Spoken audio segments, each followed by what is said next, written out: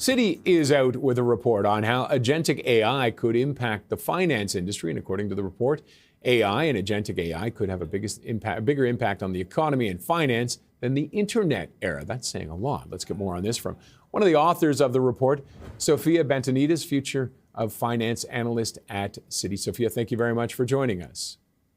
Thank you so much for inviting me to cover our report. Let's talk a little bit about what exactly agentic is. Everybody's just getting used to saying AI, and now we're adding agentic to it. What is it, and how will it change AI? Yeah, that's a very good question. The quick answer, and I have 3 words for you. Agentic AI is generative AI plus action. Agentic AI is the do-it-for-me technology. It sets a goal, it plans a task, it takes action, and it adapts to feedback. This is very interesting in the financial services space. Let me give you an example in the payments area. It can take steps to resolve a problem or an issue with a payment where there has been a payment error. An agent can go through an autonomous workflow. It can go through your unstructured data, cross-check things, confirm where the mistake has been made, amend the payment mistake, submit it for approval, and log it in the audit trail. That's agentic AI.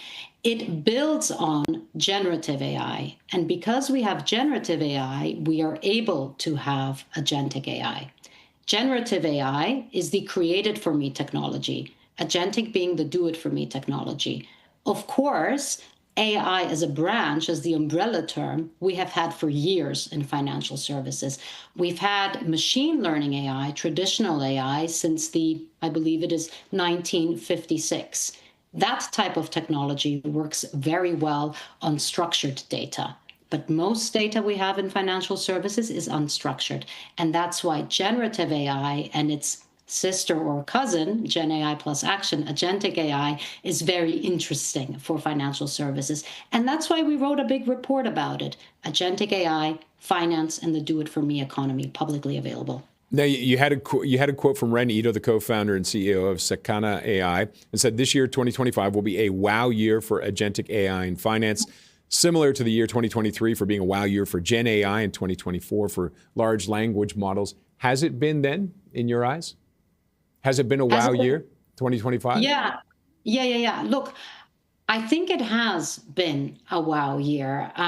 We say in our report, we quote Ren Ito, like you said, we quote many others. We say 2025 is the year of agentic AI. I think so, because it is the moment where different pieces of the puzzle came together. Number 1, the models, the LLMs. Number 2, the cloud infrastructure. We've seen the big hyperscalers. I'm not going to name any names. We all know who they are, but they have gone all in on agents, right? They have shipped the tools for us to use. So we got the models, we got the cloud infrastructure, and we have the enterprise controls and guardrails. We are starting to move past demos and prototypes and into some use cases. Yes, we're only still scratching the surface, but we are starting to move in that direction. And when I look back on the year for myself personally, I speak at conferences, financial services, fintech, future of money conferences around the world, from Mobile World Congress to more recently Money 2020 in Vegas. When you look at the agenda and where the conversation is, everyone is talking about agentic AI and doing something with it. There has been an awful lot of money as well that's been poured into this space. We talk about that in our report. We're starting to see these shifts from pilots to production, and that is why I think 2025 was the year of agentic AI, and next year will be even more exciting. And so how do you see it being implemented for 2026 and then beyond that? And what kind of an impact does this have, on careers, on people who work in the industry? Are we going to see mass layoffs, do you think? Yes. Okay. That's an awful lot of questions. That's a lot of questions. Sorry, I'll stop now. Right. Let me take it in turns. I think the first question you said is what I think will happen as we look at the year ahead, right? Yes. I think 2026, we will see more deployment, okay? Potentially the year of scale deployment, something like that. So that's one thing. I think what we will also see is measurable commercial impact. By that, what I mean is we're going to start to hear about the first return on investment stories. That's my personal view. Because as we know, we have a shift with AI from, wow, this technology is so cool, to how are we implementing it, to ROI, right? Return on investment. Yeah. And there's a time lag for all of these things, okay? The next thing that I think we will see is the conversation will shift towards agentic commerce. What I mean by that is when agents start transacting on your behalf, they will show you options, but they can also act for you in financial services. They can compare financial services products. They can potentially move your funds around to find the best savings product or to renew your mortgage. This idea of agentic commerce, which will be a real game changer when a bank's clients like you or me start using AI on our banks. So that's what I think is going to happen next year in terms of sort of agentic AI and where the conversation is going. Then I think you also asked me about the jobs question, right? Yes. Are we all going to lose our jobs? And, this is what I love and hate about AI is it creates such polarizing views and discussions, particularly around the jobs point. It is a point we have addressed in our report. The short answer is yes, tasks are going to change. The tasks we do as part of our jobs are going to change because of this technology. The implication of this technology and generative AI is that productivity is going to rise. We're all going to be more productive. And therefore, we will shift towards higher value activities and higher value tasks, be that tasks that require oversight, tasks that require judgment, tasks that require a certain type of client engagement or handling exceptions in financial services or strategic work. What we also say is that some repetitive operational roles, some that you would traditionally outsource, those may shrink over time. Yes, that is also true. But new categories of work and new jobs will emerge, things that we perhaps hadn't imagined in the past. Examples of these new types of jobs are those who will supervise the agents, your agentic AI ethics officer, your agentic AI guardrails officer. Now, they might be called something else.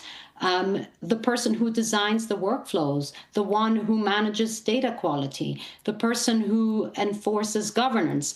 All of these are examples. So agentic AI doesn't replace the workforce, it reshapes it. And that's why I think it's important that we are all curious, that we adopt to technology. It will not just change the way we work, but also the way we live and the way we enjoy our lives, the way we play as well. And moving on to with using agentic AI, I mean, there's a concern with ChatGPT, things like that, that you have to be careful about what kind of answers you get because it's of the sources. How will we know anything involving agentic AI is accurate? How do we learn to trust it? How do you learn to trust it? Okay, here you are talking about the hallucinations that we are seeing with generative AI. I think you have to put in place very similar guardrails and governance frameworks, such as the ones that firms have been putting in place with generative AI already. And we are already seeing in some parts of the world take certain approaches to regulating the application of AI. Look at what Europe is doing and the framework it is putting in place, and look at what's coming out of the other standard setting bodies. They already give you very good ideas in terms of what kind of questions you can expect from regulators and policymakers when they come to scrutinize your AI frameworks. And With the agentic AI, I imagine money. People are going to be interested in this. Venture capital funding. What are we looking at? How much is going to be poured into AI right now over the next little while? How much will be poured into AI into the future is not a figure I have for you, Roger. That's not something we put in our report. We have looked back and said how much money has already gone in, and an awful lot of money has already been poured in. My personal view, and from what I've seen, is I don't think that amount is necessarily going to decrease given the momentum and where we are in the market. We've also seen the number of deals grow an awful lot. We covered this in our report, but again, that's looking backwards. And the top deals, the ones that have seen an 150% increase, it's looking back, right, from 2023 to 2024, are those involving autonomous agents, digital co-workers, and generative AI for chats. All right, and I think one last question. I saw this stat that you had in there. 50% bots account for 50% of the global internet traffic. A large part of them are malicious. Is this going to help, or is it going to make that situation worse, do you think, with agentic AI? It's a bit of both. I thought you might ask me about that figure. It is one that has made an awful lot of headlines. Yes, let me give you a little bit of context. What we say in the report is that agentic AI, yes, it is also a delivery mechanism that can enable the dissemination of fraud at scale. And, 50%, like you said, of fraud already involves some kind of AI. And what we also say in our report is that it is likely to increase. The reason for this is illicit actors can adopt technology at speed. They don't have to adhere to any rules and regulations like we do. And they're also very, very good at data sharing. So there are a couple of things that we call out in the report that we can do to enable agents to act with sufficient authority without compromising security. Maybe I'll just pick on two of those. One is having AI wallets. When you think again about commerce and payments, having a pre-funded wallet for your AI agent so it can transact, but its budget, it's capped. It can only transact up to a certain amount.